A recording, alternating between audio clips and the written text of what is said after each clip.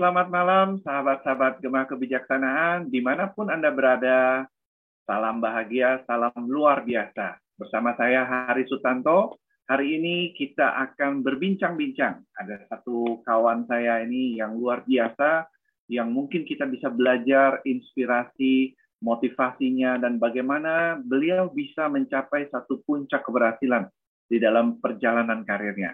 Tentunya ini membutuhkan suatu effort dan hal-hal yang membawa beliau bisa sampai di puncak ini. Ya. Nah, sahabat-sahabat Gema Kebijaksanaan, hari ini tentunya pasti kedatangan Anda membawa banyak manfaatnya ya.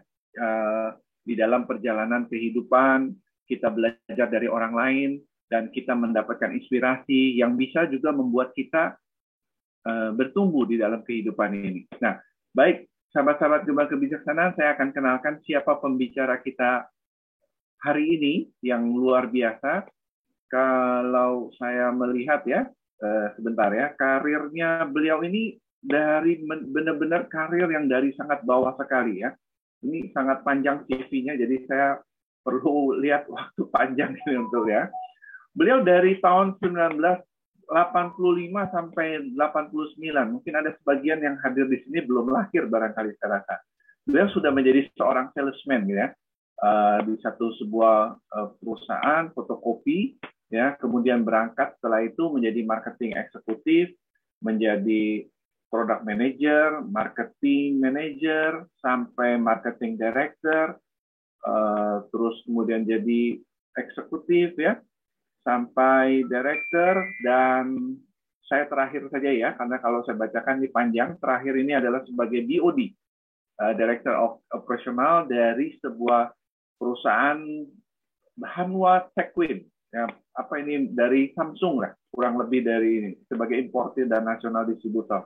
Baik, saudara sekalian, sahabat-sahabat Gema Kebijaksanaan, saya panggilkan Bapak Teddy. Pak Teddy. Ya, Pak Teddy, gimana kabar hari ini, Pak? Baik, luar biasa Pak Hari. Senang sekali bisa berbagi, bisa diundang sama Pak Hari. Satu kehormatan besar buat saya diundang Pak Hari hari ini. Kita juga terima kasih nih Pak Teddy Chan sudah mau mengisi. Tentunya perjalanan Pak Teddy akan bisa membawa manfaat untuk orang-orang yang mendengarkan hari ini, dan tentunya juga saya pastinya ya. Karena perjalanan seseorang itu kadang-kadang bisa men-trigger kita gitu untuk bisa lebih maju lagi dalam hidup. Nah, mudah-mudahan kita dapatkan manfaat hari ini dengan Pak Teddy nih, perjalanan hidupnya. Baik Pak Teddy, sebelum kita masuk ke dalam topik yang Pak Teddy sudah berikan, saya mungkin mau dengar nih ya cerita. Kan kalau lihat dari perjalanan CV-nya nih ya, Pak Teddy ini luar biasa gitu, dari benar-benar posisi awal. Oh ya, Pak Teddy ini juga sudah kuliah di S2 ya, saat ini ya. Iya. Di kampus Nalanda, begitu ya. Iya, betul Pak Hari. Nah, kita mau dengar cerita nih Pak Teddy, kira-kira ya, mungkin berbagi pengalaman supaya kita juga mendapatkan insight dari pengalaman Pak Teddy. Gimana sih Pak dulu waktu Bapak dalam masa kecil kehidupannya, terus pernah mungkin ada mimpi apakah dalam hidup sehingga sampai di posisi sekarang ini. Mungkin bisa cerita sedikit gitu Pak, sebelum nanti masuk Bapak dengan materinya. Oke, baik Pak. Saya senang sekali nih ditanyakan hal seperti ini. Semoga cerita saya bisa menginspirasi teman-teman yang muda-muda lah istilahnya gitu ya. Jadi saya sih lahir dari keluarga yang biasa-biasa aja. Jadi waktu kecil memang bermimpi sekali ingin menjadi seorang insinyur. Karena waktu zaman saya itu kalau nggak insinyur jadi dokter gitu kan. Tapi saya memilihnya pengennya jadi insinyur gitu. Nah, untuk jadi insinyur ini kan saya melihat ada beberapa orang yang sudah sukses di sekitar tetangga gitu kan. Jadi ini yang membuat saya rajin belajar. Jadi orang-orang pada main banyak, saya lebih banyak belajar buku gitu. Mungkin orang-orang nyebutnya kutu buku. Jadi walaupun sering olahraga juga ya, namanya juga inilah ya, bocah jalan kemana-mana gitu sama teman-teman. Tapi timbul satu niat mau jadi insinyur gitu. Karena dari orang tua kan memang hubungannya dengan lepransir, kontraktor, bangun-bangun rumah gitu kan. Terus banyak yang perkebunan-perkebunan besar. Jadi timbul niat untuk menjadi seorang insinyur gitu. Oh, begitu. Dan itu Heeh. tercapai ya, Pak. S1 Bapak menjadi seorang insinyur ya. Iya, saya sekarang insinyur di IPB. Kalau IPB Oh, kan Institut Pertanian Bogor, tapi sering diplesetinnya institut fleksibel banget gitu. Kemana aja bisa. Ada institut perbankan, ada institut apa namanya pemasaran, keren ya. perbankan, nih, publisistik. Ya, institut fleksibel banget gitu ya. Iya, Mau pertanian bisa, peternakan bisa gitu ya. iya, Wah, iya. Memang kalau peternakan, pertanian itu memang di bagian di dalamnya. Ada kedokteran juga sebenarnya di IPB itu, tapi kedokteran oh, hewan. Hmm. oh, oke, oke. Jadi bisa nyuntik juga kalau gitu Pak Teddy kelihatannya. Iya. Oke, baik. Jadi Eh, kelihatannya cita-citanya tercapai ya. Nah, sekarang eh, eh, kan ketika Bapak jadi insinyur gitu kan, terus mhm. waktu masuk pertama berkarir apa jadi seorang salesman, kenapa nggak di bangunan gitu Pak?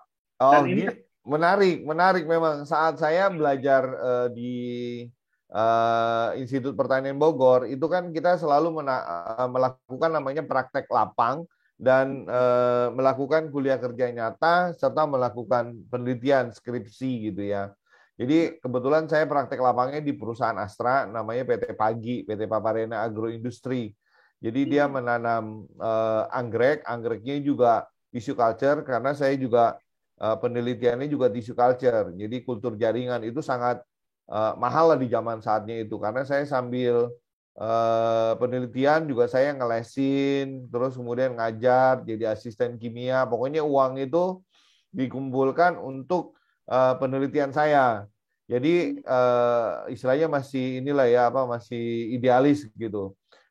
Nah, di PT Pagi juga sama waktu itu kan anggrek zaman Ibu Tin kan terkenal sekali. Jadi ada anggrek dendrobium, cattleya, phalaenopsis gitu. Nah, itu eh, saya udah mulai di pertanian kan saya di agribisnis kan agronomi.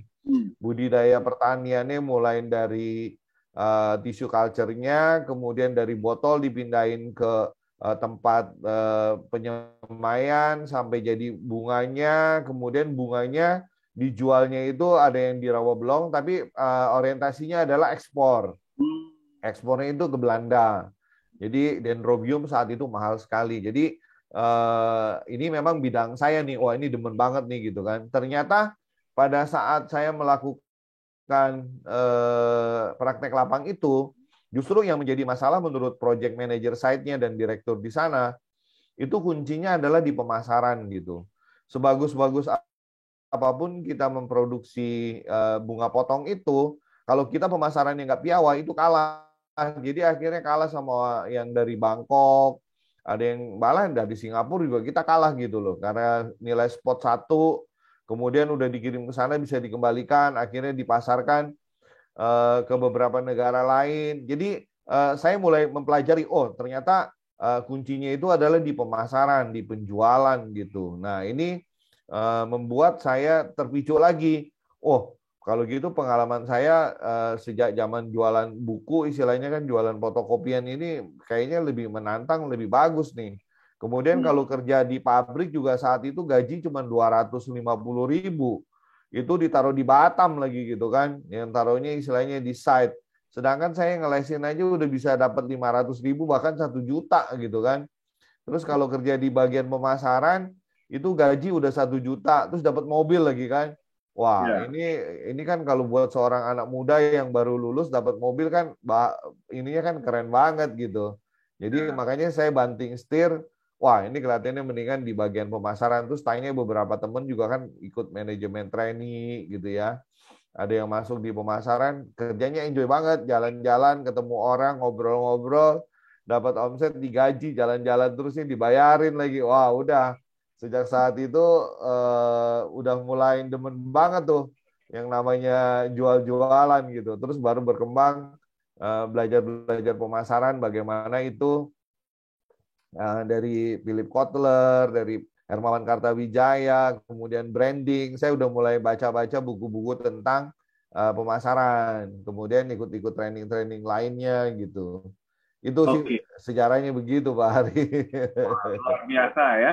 Oke, lihat ini kan kalau dilihat dari perjalanan hidup Pak Teddy ini kan variasi pekerjaannya ini macam-macam kalau saya perhatikan ya. Betul, betul, Nah, betul. jadi tadi juga sekilas Pak Teddy udah sedikit cerita gitu ya, melihat jadi marketing enak jalan-jalan, dapat fasilitas gitu ya. Ya. Sebetulnya apa yang bisa mempengaruhi Bapak itu sampai terjadi perubahan karir dalam hidup? Dan kelihatannya itu bisa membuat Bapak naik peringkat gitu loh, terus makin maju begitu loh Pak. Iya, Atau iya. ada KKN atau bagaimana gitu Pak Teddy? Nggak ada sama sekali. Kebetulan saya kan orang biasa dan lulus dari IPB itu benar-benar dari bawah lah. Jadi kebetulan ketemu kerja sama orang Amerika kan, orang Stanford. Jadi pada saat itu yang namanya direct marketing itu lagi tren banget lah. Waktu itu Citibank baru mulai memasarkan kartu kreditnya, bagaimana memasarkan kartu kredit dengan sisi marketing. Jadi waktu zaman itu yang saya nggak ngerti istilahnya 4P gitu, kemudian yang namanya STP, yang segmentation targeting positioning itu udah diajarkan karena memang dia lulusan Stanford yang udah notabene udah S2 dan lagi mengejar doktor gitu ya. Dan dia menikah dengan orang Indonesia di Lebak Bulus saat itu. Nah, itu ilmu pertama yang saya dapatkan sehingga nggak hanya di bank waktu itu. Jadi ke perusahaan-perusahaan lain juga saya menawarkan mailing list pada saat itu. Jadi kemudian mengadakan workshop, seminar-seminar, ahli-ahli marketing, ahli-ahli penjualan didatangkan dari luar negeri ke Indonesia, dijualnya juga mahal gitu loh. Jadi ini membuat saya makin tertarik dengan dunia pemasaran. Karena waktu di IPB juga kita dapat kuliah, ada kuliah dasar-dasar semua, dasar-dasar ekonomi, dasar-dasar pemasaran, ilmu usaha tani, semua kan itu ada hitungannya semua. Jadi kita bisa terapkan semua ilmunya di dalam pemasaran itu sendiri gitu. Jadi hal ini yang membuat saya lebih banyak mempelajari hal-hal yang baru dulu itu di situ gitu. Jadi pada saat ketemu dengan seorang marketing director pada saat itu yang dari Filipina ngomong ya kebetulan bahasa Inggris saya agak lumayan jadi bisa menjelaskan karena ketemunya kan bule melulu jadi dilatih gitu. Ini yang membuat tahu tentang bagaimana produk manajemen akhirnya diterima sebagai product manager di perusahaan Neril waktu itu. Jadi perusahaan sampo besar lah. Jadi yang Ika Parmindo Putra Mas Brataco Group itu. Oh, begitu ya. Dan Mm-mm. kelihatannya kan Bapak begitu karirnya kelihatannya mulus sekali gitu ya Pak. Nah, Oh, boleh tahu apa kalau saya perhatikan juga dari CV Bapak juga Bapak dapat achievement ya, hasil-hasil. iya, Apa yang mendorong Bapak bisa seperti itu Pak? Jadi biar mungkin bisa kita belajar ini Pak. iya, Nah, iya. apa yang oke. Jadi saya memang ada satu titik ketemu bahwa untuk kita bisa karir yang sukses itu pertama kita harus mengetahui kita punya personality dan personality ini bisa membentuk satu karakter. Dan di suatu karir yang bagus itu memang sangat memerlukan yang namanya disiplin kerja. Jadi personality ini saya udah mulai mempelajarinya juga sebenarnya personality saya ini apa sih kan nanti saya ada jelaskan jadi apakah melankolis atau koleris atau sanguin atau plekmatis gitu ya. Terus kemudian ada lagi ilmu yang baru namanya MBTI, Myers-Briggs test gitu ya. Itu juga kita adanya di mana apakah kita orang yang ekstrovert, introvert itu ternyata sangat mempengaruhi kita punya karir. Jadi kalau dan saya juga suka film perang ya. Jadi kalau film Sun Tzu itu ada satu nomor kalimatnya paling pertama yang paling saya ingat itu kalau Anda 1000 kali perang itu Anda akan 1000 kali menang dengan syarat Anda mengetahui kekuatan dan kelemahan diri sendiri. Terus yang kedua mengetahui kekuatan dan kelemahan lawan. Jadi saya bilang bahwa ini harus belajar dari diri sendiri. Nah diri sendiri ini apa? Ya karakter kita apa yang diperlukan untuk menjadi besar ke depannya gitu. Jadi istilahnya kalau di bangunan itu kan kalau kita membangun rumah yang paling penting itu adalah pondasinya. Kadang-kadang kita melihat pembangunan gedung yang tinggi itu biasanya lama sekali tuh, 3 bulan, 6 bulan, kadang-kadang mungkin setahun nggak nongol-nongol tuh ngapain aja gitu kan. Nah, ternyata itu adalah membangun pondasi gitu loh. Nah, pondasi ini memang sangat penting sekali, tapi kita harus tahu kita punya personality dan karakter dan harus disiplin. Karena kalau karakter yang baik itu akan menunjang kita punya karir ke depannya gitu. Apalagi Oke. iya, pepatah bambu itu malah 5 tahun dia ditanam benih nggak keluar akarnya aja di bawah aja semua. Orang juga bingung kali 5 tahun udah lupa tuh pun bambu nggak bakalan tumbuh kali. Ternyata begitu udah muncul ke permukaan cepat sekali dia langsung berkembang ya Pak Ari. Luar biasa, luar biasa filosofinya nih Pak Teddy ya. Lama-lama jadi YouTube juga ini Pak.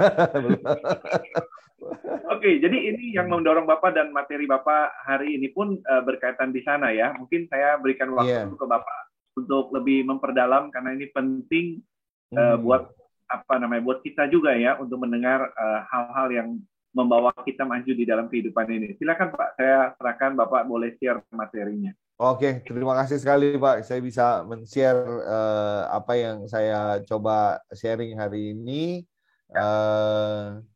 Ini saya bikin bisa lihat. Udah terlihat? Ya, sudah tinggal dibesarkan saja Pak. Oke. Ini saya kasih judul memang pengaruh karakter pribadi dan disiplin kerja terhadap karir seseorang. Jadi ini penting sekali terutama untuk para teman-teman. Jadi banyak sekali terutama di profesional kita memang mengenal dari buku Robert Kiyosaki ya. Untuk sukses itu memang kan ada 4 kuadran, ada yang kuadran kiri dan kuadran kanan. Jadi saya lebih bicara di kuadran kiri karena banyak juga profesional yang berhasil dengan investasi yang benar tentunya akan mempunyai kehidupan yang lebih baik gitu ya. Nah, ini saya bikin kayak model tesis saya karena saya sekarang lagi bikin tesis. Jadi saya lakukan beberapa pendahuluan gitu ya. Jadi ada latar belakangnya. Kalau kita lihat di lapangan bahwa banyak sekali kan karir seseorang itu mandek. Ada orang yang jadi sales sampai 5 tahun, 10 tahun gitu ya. Atau mungkin udah 3 tahun jadi supervisor nggak naik-naik gitu. Atau jadi staff admin juga di situ-situ aja gitu loh. Kok nggak naik-naik gitu. Nah, jadi berdasar hasil di lapangan ini banyak sekali karir seseorang sulit nanjak gitu loh. Tapi dia nggak tahu apa sih penyebabnya jadi nggak naik-naik gitu kan. Sedangkan karir seseorang itu sangat diperlukan untuk meningkatkan kualitasnya kan, baik dari segi materi dan non materi. Jadi tanpa karir yang baik kan kita akan jauh lah tujuan hidup kita akan tercapainya gitu. Nah, di dalam perusahaan itu kan kita banyak mengenal beberapa divisi. Jadi dunia yang saya lagi rutin memang di sales and marketing, kemudian administration support, ada finance accounting, technical support, ada production di pabrik, human capital, ada logistik. Jadi banyak mereka yang mengeluh bahwa kok karirnya nggak naik-naik gitu loh. Jadi kan kebayang gitu kalau misalnya seorang yang sanguin ditaruhnya di bagian accounting, suruh kerjanya teliti malah ini melulu gitu kan, bicara melulu, ini kan jadi nggak pas gitu. Jadi ini adalah latar belakangnya yang mendalami kenapa banyak orang stuck karirnya gitu loh, jarang yang nanjak kecuali dia melalui manajemen trainee yang dari awal nilainya udah cum laude bisa ditempatkan di mana-mana. Tapi kita generalisasinya kan kebanyakan adalah kita mulai dari bawah semua kan. Nah, apa aja yang harus dipelajari gitu loh. Ini penting sekali. Jadi ini memang saya hasil surveinya secara lisan, belum secara tertulis, secara doktoral lah istilahnya gitu ya. Jadi saya identifikasi masalahnya bahwa karena yang mandek-mandek ini kurangnya pengetahuan tentang karakter pribadinya gitu.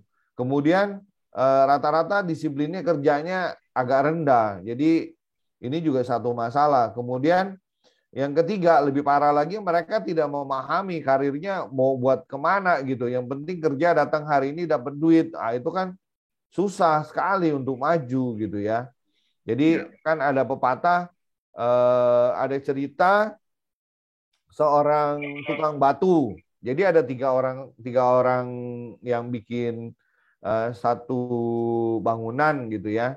Tukang bangunan yang pertama ditanya, Pak, Bapak lagi ngapain? Ya, saya mah lagi ngisi waktu aja daripada nggak ada kerjaan lain ya saya nukang lah di sini. Lumayan dapat sehari berapa duit gitu.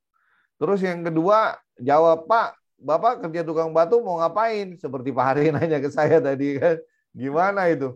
Yang kedua agak mending lah dia jawabnya bahwa ya saya harus bekerja karena saya menghidupi anak istri saya. Kalau anak istri saya nggak makan bisa pada mati. Jadi saya harus kerja cari duit untuk menafkahi mereka. Ini kan yang kedua. Yang ketiga, Bapak ngapain Pak bangun kerja di sini? Oh, saya akan membangun suatu candi terbesar dan termegah di dunia. Jadi saya adalah bagian dari gedung yang akan menjadi heritage dunia gitu. Nah, ini kan suatu pekerjaan yang kalau dilihat dari luarnya sama gitu. Tapi yang membedakan apanya? Pribadi karakter orang itu berbeda. Kira-kira kalau dari nomor 1, 2, dan 3 itu mana yang akan lebih jauh lebih berhasil? Nah, mungkin partisipannya bisa lihat, bisa jawab di chatting lah ya. Nomor 1, nomor 2, atau nomor 3 nih. Ini Mungkin, belum, ya, materi Bapak belum jalan ya? oh belum jalan ya? Saya udah jalan ini. Gimana caranya ya Pak? Belum dibuka ininya Pak. Hmm? Lo diklik besarkan di ininya. Oh, oke. Biasanya cuma ini doang berarti kali ya. Ya, Iya. Bisa dibantu sama ini nggak ya? Berarti ini oke, saya kendala nih. oke baik Bapak, stop saya yang ini kan ya. Iya, iya, iya, iya, iya, iya. Bentar ya. Mm-mm, iya. Udah kelihatan Pak? Udah kelihatan nampak ya. Oke, ini yang pendahuluan. Nah ini ya Iya, latar belakang ya iya. sudah ya. Udah. Terus yang berikutnya, ini survei sudah. Sudah ya.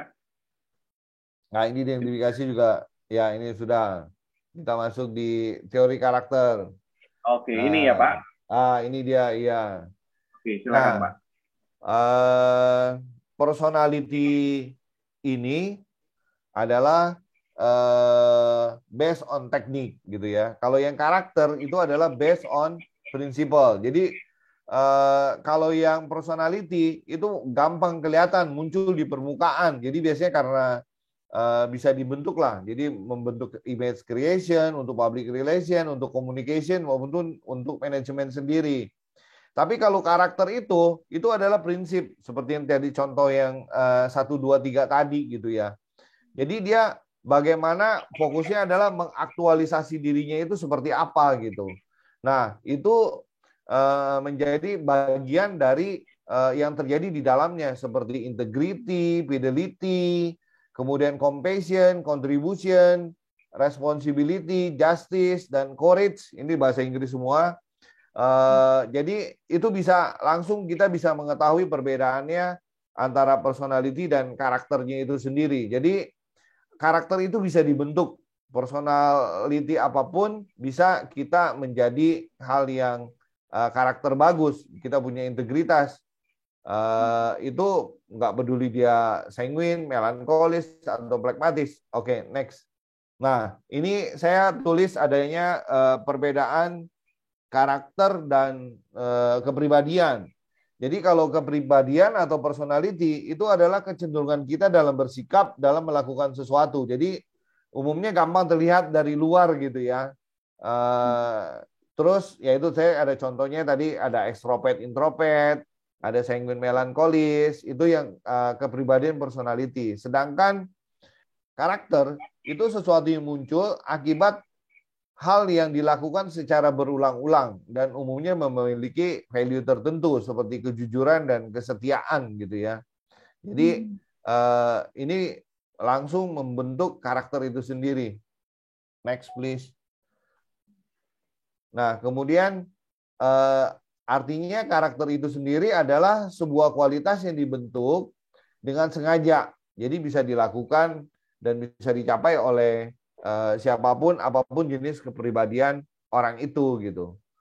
Ini yang penting adalah di karakternya. Jadi saya juga ada tanya kan ke beberapa pemilik, semuanya yang paling penting dari semua hal dari seorang pekerja itu adalah karakter. Kalau karakternya jelek, aduh mau sepinter apapun mereka nggak mau gitu loh. Apalagi misalnya dishonest, tidak jujur, wah itu orang udah paling nggak mau lah. Terus nggak punya tanggung jawab. Kalau dikasih tanggung jawab nggak dikerjain, dia bilangnya orang lain yang salah bukan diri sendiri. Nah itu karakter yang kayak begitu. Banyak sekali kalau kita teman. Kenapa kamu nggak lakukan? Iya Pak, habisnya dia nggak kasih laporannya ke saya Pak, jadi saya nggak bisa. Nah itu kan tanggung jawabnya dilempar kan. Terus kalau Ya, ditanya kamu kenapa telat? Iya Pak, tadinya macet Pak gitu. Udah apa aja jadi alasan gitu. Itu dua karakter itu kalau udah jadi kebiasaan diulang-ulang jadi habit lama-lama jadi karakternya udah jadi jelek gitu loh. Jadi makanya kita perlu sekali mengulang-ulang hal yang positif, yang bagus.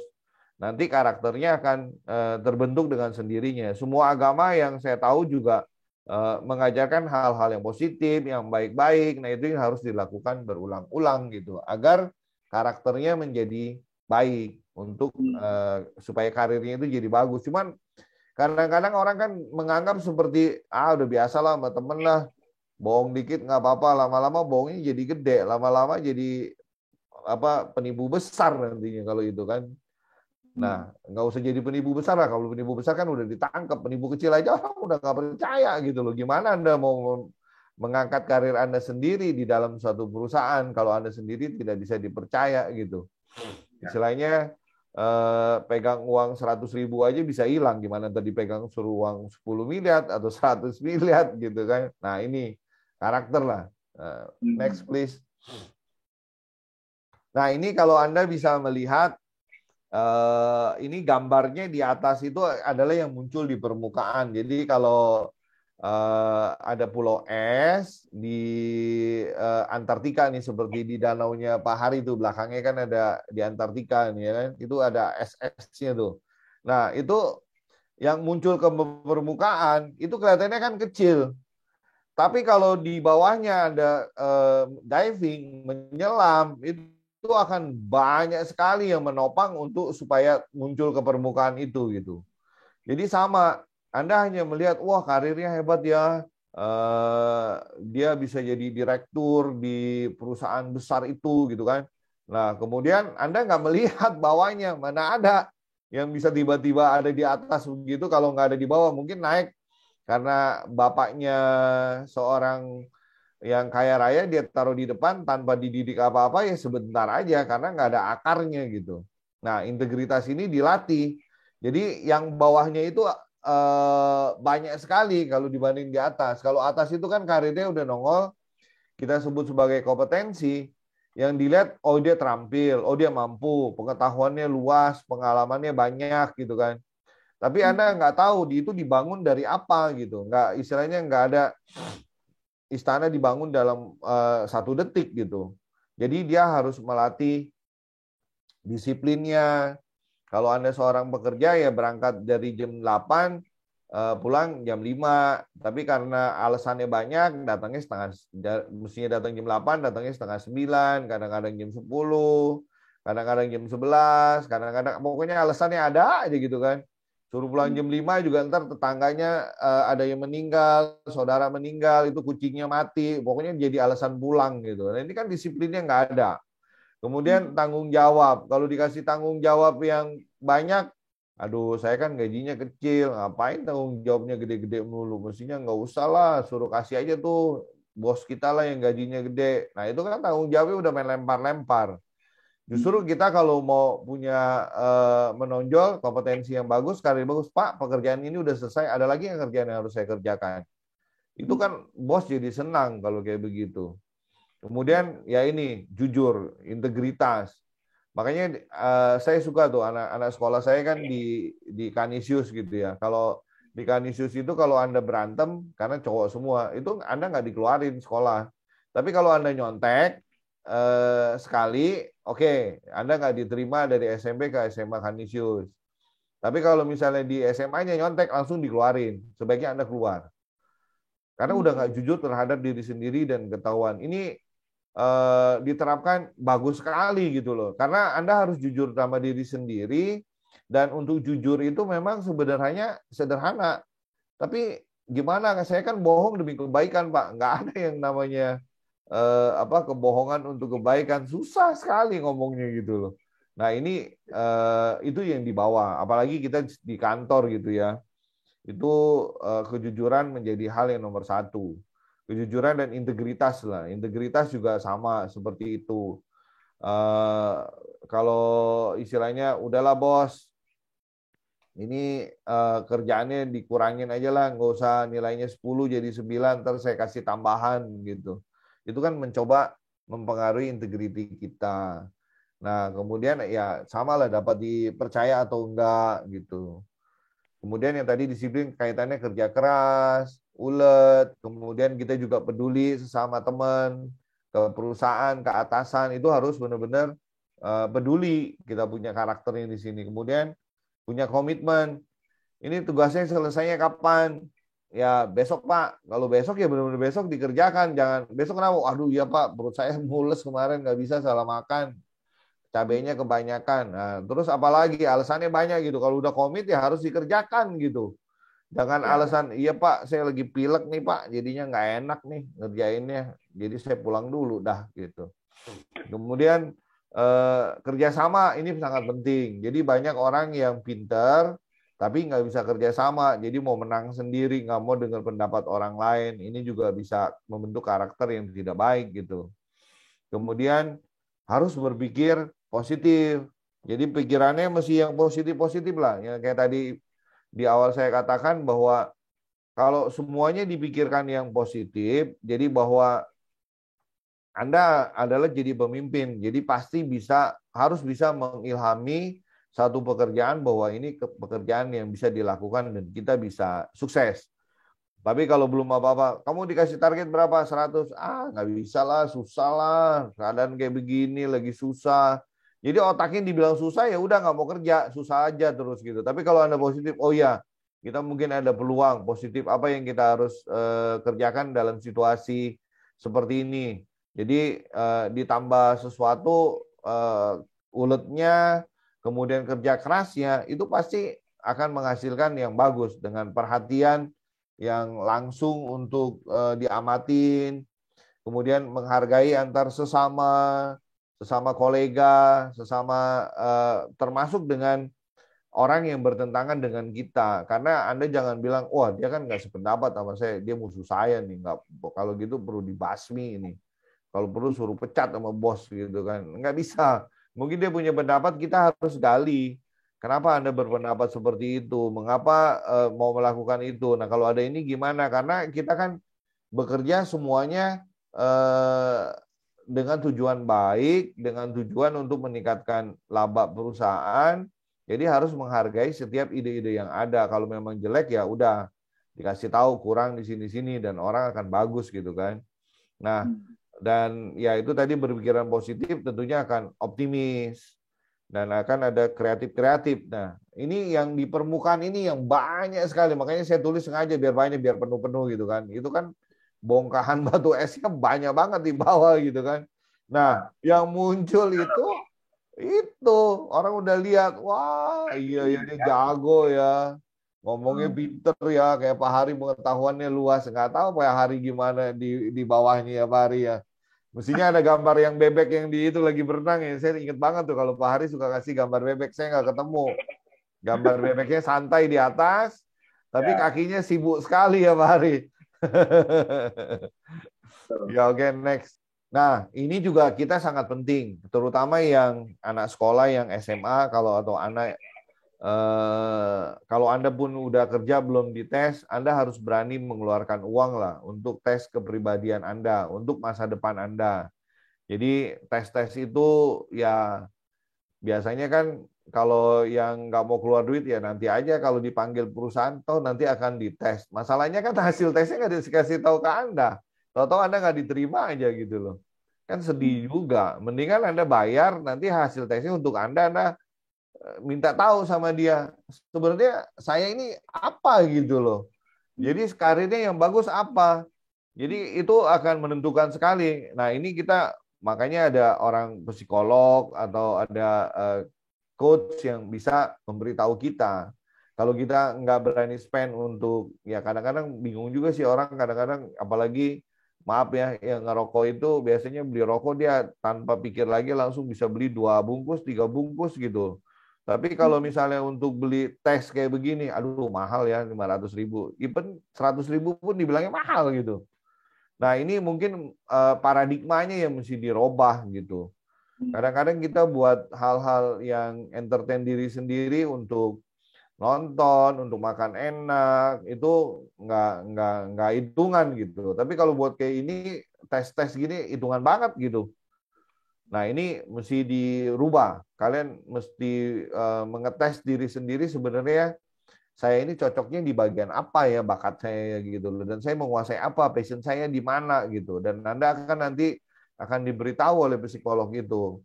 Nanti karirnya apa yang ditentukan. Nah, ini teori-teorinya banyak. Jadi Anda nggak hanya satu tes, macam-macam sekali. Jadi di berikutnya ini saya akan bicara hanya ada 3 bagian. Padahal untuk tes kepribadian itu banyak sekali yang mesti dilakukan. Sehingga yang tadi saya katakan seperti Sun Tzu tadi, Anda harus mengenal kekuatan dan kelemahan diri sendiri dulu, sehingga Anda bisa kuat untuk menghadapi lawan. Dalam hal ini ya teman-teman sekerja kan istilahnya kan boleh dikata pesaing Anda untuk mendapatkan kedudukan yang lebih tinggi gitu kan. Ini penting sekali. Next please. Nah, ini tesnya yang paling mudah, ini Personality Plus, bukunya murah. Itu kalau saya bukan pengarang bukunya, saya juga nggak dapat komisi dari jualan buku ini, tapi buku ini memang murah, 40.000, 50.000, 80.000, Anda sudah bisa banyak tahu tentang ini, ada tesnya, jadi Anda perlu lakukan sendiri gitu loh. Jadi Personality Plus ini sangat bagus sekali untuk mengetahui karakter pribadi Anda dulu lah, bukan karakter, kepribadian Anda dulu lah gitu. Sebenarnya Anda itu orang yang ini udah yang fun way, atau yang ready way, atau yang my way, atau yang easy way gitu. Jadi kalau ada istilahnya yang sanguin. Jadi orang sanguin itu ternyata ada hubungannya dengan kepalaan tubuh, dengan fisiologi seseorang. Jadi kalau yang HB-nya tinggi, itu biasanya HB-nya tinggi itu sanguin, karena dia akan orangnya aktif gitu loh. Makanya orangnya maunya fun-fun aja, banyak ketawa, riang gembira gitu kan. Karena HB-nya tinggi mengakibatkan sifat-sifat periangnya banyak di dia gitu. Nah, Anda bisa baca sendiri di sana apakah Anda termasuk orang seperti ini gitu ya. Nanti dikasih tahu, oh ini orangnya berbelas kasihan, responsif, antusias, ramah, banyak bicara. Itu ada pilihan-pilihannya di sana. Terus negatifnya tidak disiplin, emosinya labil, tidak produktif, egosentris. Nah, ini Anda yang mesti jujur sama diri sendiri. Saya seperti ini bukan. Terus kalau HB-nya rendah, biasanya arahnya ke melankolis. Jadi dia ready way istilahnya gitu kan. Orangnya analitis banget lah, perfeksionis. Jadi sangat gampang membedakannya ini kalau Anda misalnya lagi jalan-jalan deh ke puncak. Anda tanya aja, yang Anda lihat apa gitu ke anak Anda atau ke teman. Wah, pemandangannya bagus ya, udaranya segar, hijau-hijau. Itu kan orang fun way. Tapi kalau orang yang ready way, si melankolis, apaan tuh? Tinggi pohon tehnya nggak tingginya nggak sama. Terus akarnya banyak bolong-bolong. Ininya kurang ini, kurang itu. Karena dia melihatnya yang perfect aja kan. Nah, itu berarti Anda orang yang melankolis gitu. Terus yang ini, yang my way, yang koleris, itu biasanya orangnya tunjuk-tunjuk, sering nunjuk-nunjuk lah, nyuruh-nyuruh melulu gitu kan. Karena dia punya limpahnya besar. Limpahnya bisa sebesar kepalan tangan, bisa lebih besar lagi gitu. Kalau kecil ya berarti jadi yang pragmatis lah, pendamai. Terus di antara personality mana yang paling bagus? Nggak ada yang bagus, nggak ada yang jelek, semuanya bagus gitu loh. Jadi Anda harus mengenal diri Anda. Jadi ini adalah salah satu tes. Kemudian nanti di dalam buku itu juga disebutkan kalau sanguin pekerjaannya yang cocoknya apa. Karena biasanya gabungan. Kalau sanguin koleris mungkin bisa jadi sales. Kalau melankolis cocoknya di finance, kalau pragmatis cocoknya di HRD gitu. Nah, ini karir Anda sangat menentukan yang saya bilang tadi. Kalau Anda doyan ngomong ditaruh di bagian accounting, aduh, pasti Andanya juga mungkin frustasi, orang yang ngelihat juga bosnya ini orang accounting kok ngoceh lulu, ngomong lulu gitu kan. Mesti jadi sales gitu. Atau terbaliknya lagi, jadi sales kok ketemu orang diem aja, ngamatin cecek di tembok gitu. Ini sales apa bukan kan gitu. Nah ini yang karir-karir mantap nih kayak begini gitu loh Pak Hari. Oke. Ya, next please. Jadi bisa dilanjutin nantinya ya itu. Nah kemudian ini yang terbaru lagi itu Mayor Bridge. Jadi dia kembangkan. Jadi ini ada career coaching package nih namanya ya. Jadi ada istilah-istilahnya nanti kan ada ENTP, ENFP. Nah ini what's your personal type. Jadi ada extrovert sama introvert, E atau I gitu kan di depannya. Kemudian ada sensing atau intuition. Jadi keputusannya berdasarkan sensing atau intuition. Kemudian ada orang yang thinking atau feeling. Wah, feeling gua nggak bener nih. Dia bilang, apaan lu feeling-feeling? Lu mesti mikir, mesti begini. Ya itulah pribadinya kan. Nah, Anda termasuk pribadi yang mana? Nah, kalau Anda udah mengetahui gini kan pasti Anda menghargai lawan bicara Anda. Oh, ini pasti sifatnya begini nih gitu. Terus ada Oke. orang yang judging. Belum apa-apa baru ngomong satu kata, wah ini orang nggak bener nih kayaknya nih. Ya kan? Atau yang perceiving, ya udahlah dengerin aja lah gitu. Nah, ini juga ada Anda cocoknya di mana. Anda tes seperti ini paling 500.000, tambah lagi 500.000, Anda akan dikasih tahu Anda cocoknya di sini, di sini, di sini gitu loh. Ini penting untuk meniti karir Anda ke depan. Next, please. Nah, ini ilmu yang baru yang saya pelajarin satu lagi. Jadi, kalau yang tadi kan ilmu dari barat. Kalau ini ilmu yang dari timur. Ini Ya, 1600 tahun sebelum Masehi, Pak ya, Fahri. Nah, betul. ini nggak ada urusan sama agama, jadi bukannya agama Taos, agama Konghucu, agama Buddha, bukan. Jadi memang dia adalah ilmu sendiri, ilmu astronomi yang mempelajari elemen-elemen dari dunia, istilahnya dari sekarang kalau sering nonton film ninja kan tahu kan ada 5 elemen. Bahkan film dari Marvel aja sekarang udah 5 elemen udah tahu gitu tuh. Jadi ada istilahnya wusing. Wu itu 5, sing itu elemen. Jadi ada elemen kayu. Oh, kalau elemen kayu itu karakternya seperti ini. Elemen api itu bersemangat, elemen tanah itu bagaimana, elemen metal gimana, elemen water itu gimana gitu. Itu ada semua. Nah, ini kalau dia berdasarkan dari kalau KTP Anda pasti kan ada tanggal, bulan sama tahun lahir. Nah, itu harus ditambah sama jam lahir. Nanti ada ilmunya, kemudian bisa dilihat karakternya masuk di mana, cocok usahanya di bagian apa, cocok karirnya di mana, itu bisa dikasih lihat. Nah, ini ahli-ahli pajak juga banyak.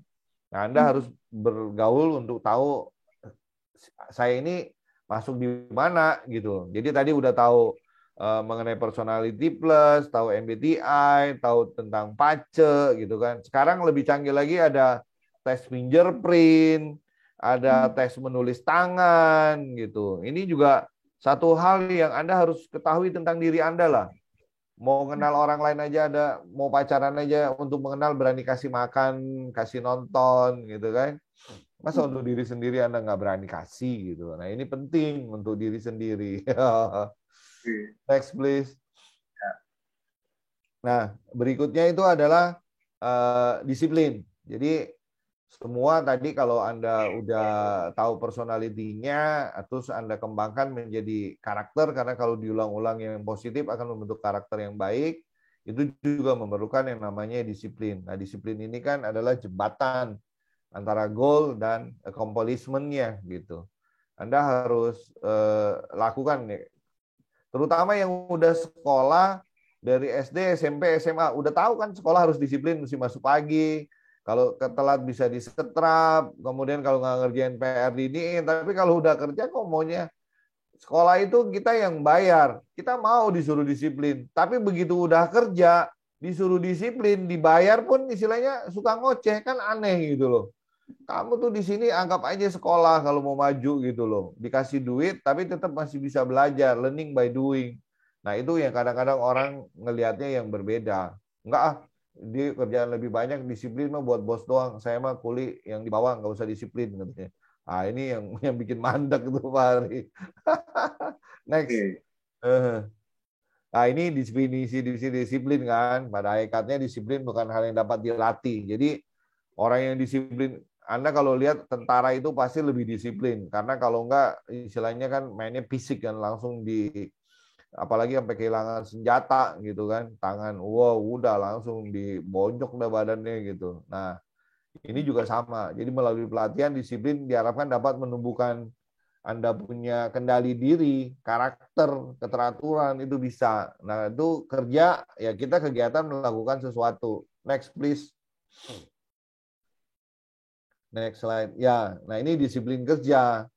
Nah, ini karir seseorang kan kita ya, ini gambarnya menaiki tangga lah. Jadi kalau yang misalnya dari staff atau salesman, kalau dari sales ya mesti jadi salesman, jadi supervisor, jadi area manager, regional sales manager, jadi brand manager, atau jadi general manager, sales director, baru bisa jadi CEO. Nah, ini kan jenjang karir yang selalu tersedia. Di staff, admin, di logistik, semuanya juga karirnya semua tersedia. Tapi yang penting adalah Anda memahami, Anda punya karakter pribadinya dengan jelas, yang seperti dijelaskan tadi, kemudian disiplin, nanti pengetahuan, pengalaman, dan keterampilan kerja akan datang dengan sendirinya dan refleks kayak orang bawa mobil lah. Orang yang baru belajar sama yang udah lama akan lihat sekali kan bedanya. Refleksnya cepat gitu. Ya, ini yang bisa saya tampilkan Pak Hari. Mungkin ada pertanyaan yang di chatting. Oke. Mudah-mudahan berguna untuk para pendengar. Terima kasih Pak Hari. Hari ini berguna sekali hari ini dapat pelajaran yang bagus dari Pak Teddy ini ya. Mungkin ada pertanyaan dari saya dulu ya, sambil teman-teman kalau ada yang mau bertanya silakan di chatting ya. Pertanyaannya gini Pak Teddy, kan kita tahu nih ya, ini kan Bapak boleh dibilang sebagai saksi ya, artinya saksi hidup yang menjalani apa yang tadi Bapak jelaskan sehingga Bapak sekarang ada di posisi puncak. Okay? Nah, persoalannya yang kita temukan di luar sana ya Pak, kan kita tahu nih kalau orang mau berhasil, mau sukses, dia harus tadi seperti Bapak bilang, harus disiplin, harus punya tanggung jawab, harus jujur. Tapi kenapa orang-orang itu nggak bisa melakukan itu? Seperti tadi Bapak bilang, kalau kita sekolah, kita sudah bayar, kita harus ikutin disiplin, harus masuk jam sekian ya. Tapi begitu kita sudah kerja, kita malah jadi sepertinya asal-asalan. Nah, kira-kira menurut pengalaman Bapak, apa yang membuat orang itu akhirnya nggak bisa bertumbuh sama kehidupannya, Pak? Kalau yang saya perhatikan itu, mereka yang tadi saya punya hipotesa, Pak, mereka tidak tahu karir ke depannya itu sebenarnya apa yang dia mau tuju gitu. Jadi kalau kita mau jalan udah di dalam taksi itu, Pak mau kemana? Ya udah Pak, saya mau muter-muter kota aja lah gitu. Jadi dia menjalani kehidupan hanya untuk muter-muter waktu, ngabisin waktu gitu. Itu sama seperti yang tukang batu yang tadi saya cerita. Dia cuma jadi tukang batu yang ke satu. Mungkin yang lebih levelnya lebih tinggi yang kedua itu tadi untuk ya menafkahi lah sekedar dapetin duit gitu. Jadi nggak ada yang dia kejar. Sedangkan untuk meniti karir yang lebih tinggi itu kan perlu effort. Di samping karakter, disiplin, tentunya adalah knowledge kan. Pengetahuannya harus ditambah terus. Nah, pengetahuan itu kan bisa didapat dari dalam internal maupun dari eksternal. Kalau kayak kita sekarang kan ini sebenarnya adalah waktu lebih. Saya sangat menghargai sekali pada teman-teman yang mengikuti acara seperti ini gitu kan. Sehingga mau menambah mangkoknya, istilahnya mangkoknya dikosongin dulu dah gitu. Apa sih ini yang bisa diambil gitu. Jadi hal-hal seperti ini yang saya lihat orang udah merasa saya udah lulus, apalagi udah sarjana, udah lepas toga kiri ke kanan, berarti saya udah matang. Yang di luar sana saya udah nggak perlu pelajarin lagi. Padahal kita harus selalu merasa hijau. Kalau udah kuning, udah tinggal rontoknya aja tuh kalau jadi daun gitu kan. Kalau saya sih pandangannya begitu Pak Ari. Jadi banyak sekali di tempat kantoran yang tempat saya yang pindah gitu juga. Ala lu Ted, ngapain lu belajar lagi? mau belajar ini, belajar itu, nggak perlu lah, kita udah tua lah gitu loh. Ah, udah begitu dia ngomong kita udah tua, kita udah sarjana, udah dia udah nggak bakalan tumbuh lagi. Sedangkan kalau untuk meniti karir kan harus banyak yang dipelajari, terutama belajar dari orang-orang yang sukses. Dan kita mau mendengarkan orang-orang yang sharing seperti ini. Jarang-jarang kan yang gratis. Yang gratis aja kadang-kadang nggak mau dengar, apalagi yang bayar. Yang bayar kagak mau keluar lagi. Ya belajarnya di mana? Nggak ada berarti. Nah, itu sih yang saya amatin Pak Hari. Baik, baik. Terima kasih. Luar biasa, Pak Teddy. Nah, sekarang kembali ke pertanyaannya. Kan ada orang mungkin mengatakan begini, Pak Teddy.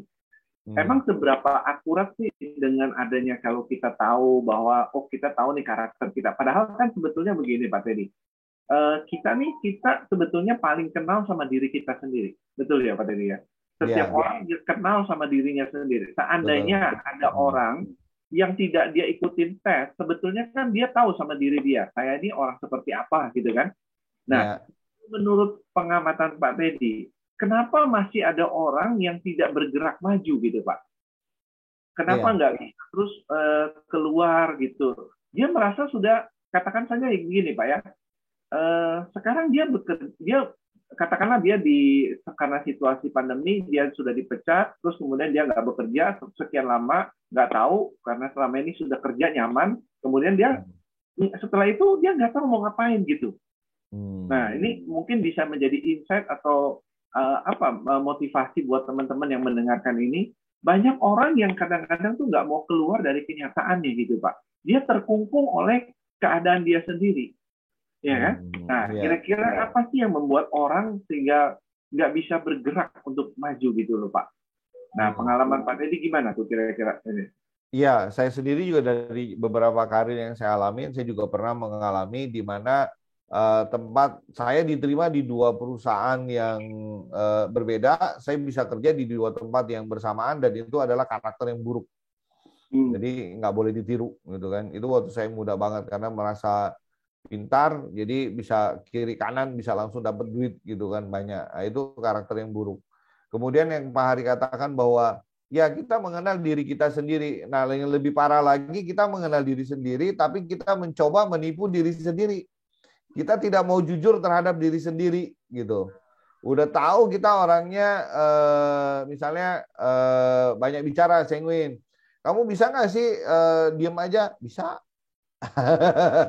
Ya udah nanti kerja jadi accounting bisa gitu. Itu kan sebenarnya mengingkari diri sendiri gitu. Nah yang kedua bahwa dia tidak tahu pekerjaan yang dilakukan itu memerlukan skill apa saja. Kadang-kadang kalau masih di level bawah itu kan perusahaan juga kadang-kadang ala yang penting ada rekomendasi dari si ini, orang ini bisa kerja, ala gajinya kan cuman UMR ini udah gampang lah, udah dipekerjakan begitu saja gitu. Jadi yang penting ada orang terisi tanpa memikirkan karir ke depannya.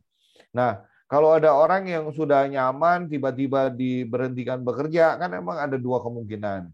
Jadi dia harus mencari pekerjaan yang baru di tempat yang lain dengan rekomendasi dari teman-teman. Biasanya kalau kita pekerjaan kita memang bagus, disiplin, dan punya prestasi, Anda nggak usah khawatir mau pindah kerja kemanapun. Itu pasti diterima dimanapun. Karena teman akan merekomendasikan dengan sendiri. Apalagi pekerjaan-pekerjaan di bawahnya itu kan selalu minta rekomendasi. Dan perusahaan-perusahaan yang besar pasti akan ngecek. Betul Pak, ini si Teddy dulu pernah kerja di sini. Gimana Pak menurut Bapak?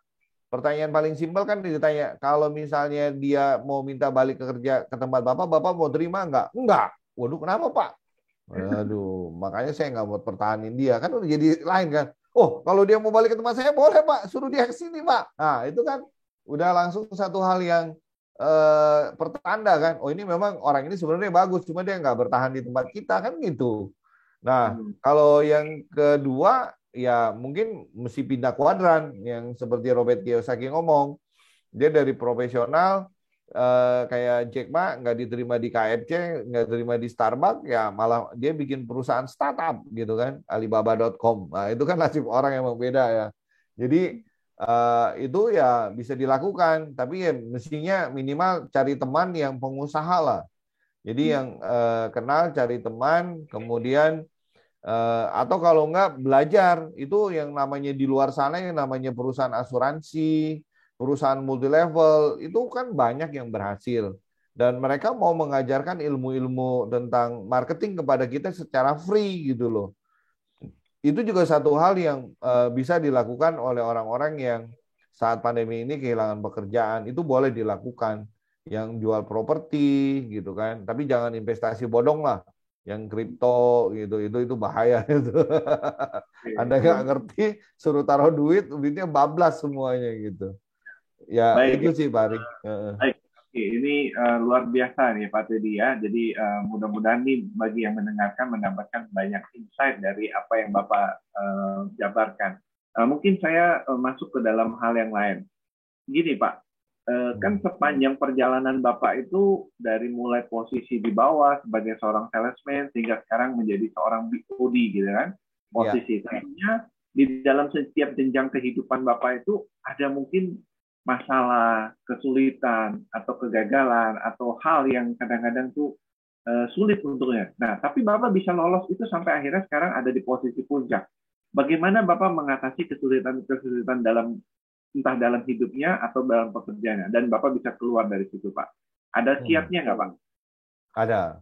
Nah, Jadi gimana, Pak? pastilah kalau di dalam pekerjaan, apalagi kita bekerja di satu perusahaan, pasti kita punya atasan dan punya teman. Kadang-kadang eh, yang paling menyakitkan itu kita udah melakukan yang terbaik, kemudian apa yang kita lakukan, diakuinnya sama tetangga kita, sama teman sejawat kita. Oh, yang kerja saya Pak, ini yang bagus. Naik gaji dia lagi gitu kan. Ah, itu kalau seperti itu apa yang harus dilakukan? Ya Anda nggak boleh mencoba untuk melawan. Kebetulan saya agamanya kan emang Buddha ya. Jadi kalau di Buddha saya mengenal hukum karma. Mungkin agama lain juga kenal ada tabur tuai atau apalah gitu kan. Jadi kalau perbuatan buruk yang saya terima itu adalah hasil karma buruk saya mungkin dulu yang saya lakukan. Hmm. Dan saya tidak mau membalas. Kenapa? Karena kalau saya membalas dengan kejahatan lagi, dengan yang buruk, berarti saya membuat karma buruk lagi. Mungkin nanti akan berbuah lagi. Jadi saya hadapinya Pak, ya dengan legowo kalau istilah Jawa itu. Apa yang menjadi itu, oh ya sudah, toh nanti yang namanya bau busuk akan tercium juga gitu kan. Dia akuin pekerjaannya, begitu ditanya detail juga ternyata dia nggak bisa menjawab dengan sempurna. Nah, ya kita didiamkan aja. Siapa yang bisa jawab? Nah, baru kita jabarkan. Oh, istilahnya terkuak dengan sendirinya seperti itu gitu. Kemudian kesulitannya lagi, misalnya kalau ada, misalnya kita di posisi manajer, biasanya kan kalau orang ada dari perusahaan kompetitor masuk, biasanya kita dicuekin gitu kan. Itu udah pasti terjadi, karena biasanya kan bos akan banyak tanya ke sana. Anda nggak usah berkecil hati, biarkan aja. Namanya juga bulan madu gitu kan. Biarkan dia bulan madunya berapa lama sih, kuatnya kayak apa sih. Nanti juga si bos kan ada bosennya juga gitu loh. Kita juga udah pernah zaman bulan madu, kalau kerja di perusahaan yang agak lama, biasanya selalu timbulnya kayak begitu. Jadi kalau ada yang lebih baru akan selalu lebih diperhatikan, lebih diberikan macam-macam lah istilahnya. Anda nggak boleh iri hati lah istilahnya gitu. Anda harus melihat positifnya, oh dia ada orang baru, apa yang punya ilmu, malah kita harus lebih dekat sama dia, apa yang dia bisa sumbangkan gitu. Saya pernah bekerja di perusahaan Yongma itu, selama saya bekerja 5 tahun itu, direkturnya itu mungkin udah ganti orang asing terus kan, itu mungkin udah 10 atau sampai 15, 10 sampai 15 kali. Ada yang kerjanya cuma sebulan, ada yang 3 bulan, ada yang 6 bulan gitu loh. Jadi ya direktur juga, jadi kan dia direkrut dari perusahaan-perusahaan gede, dari Amerika, dari mana gitu. Sayanya ya udah ikutin aja, saya tanya aja. Nah, toh lama-lama juga, what do you think, Daddy? What this guy? Is it the program will be good if you done like this? Kalau pekerjaan ini kamu lakukan dengan bagus, bisa nggak ini? Ya bisa, cuma ada kondisinya akan begini, begini, begini. Nah itu kan kita mesti jelasin gitu. Dan kita nggak boleh sirik. Kok dia kerjaannya kayak begitu aja dibayar lebih mahal sih? 3 kali lipat dari saya. Benar kan saya yang lebih banyak kerja. Nggak boleh sirik, diam aja gitu. Nah itu ilmunya kamu makin banyak, ya bisa pindah. Makanya ke saya kalau di CV banyak pindah karena saya walaupun dengan lawan tetap saya mau pelajarin dia gitu. Di samping kekuatannya ya saya lebih banyak sih memperhatikan kekuatannya bukan kelemahannya. Oke. Jadi itu yang membuat kita akan jadi lebih besar terus gitu. Baik, luar biasa Pak Teddy. Ya, jadi itulah sebabnya Bapak terus naik di puncak ya Pak ya. Nah, ini ada Iya, pertanyaan dari Pak Hardi, Pak Hardi Halim. Bagaimana iya. menghadapi kekecewaan, Pak? Mungkin Bapak bisa sharing pengalaman sedikit gitu, Pak. Ya, kekecewaan ini kan banyak ya. Aduh, ada orang istilahnya dicuekin sama bos aja jadi kecewa, mutung, besok nggak mau masuk gitu kan. Kekecewaannya mungkin mesti dipertegas lagi Pak Hardi kalau bisa tuh. Itu kecewa ini gimana? Misalnya orang lain pada naik gaji, kok saya orang-orang naik gajinya 20%, kok saya naik gajinya 5% gitu kan.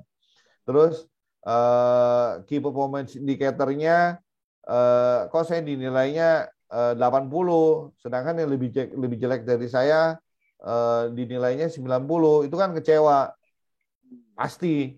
Nah, jalan yang paling baik adalah Anda harus berani menanyakan hal tersebut kepada atasan Anda.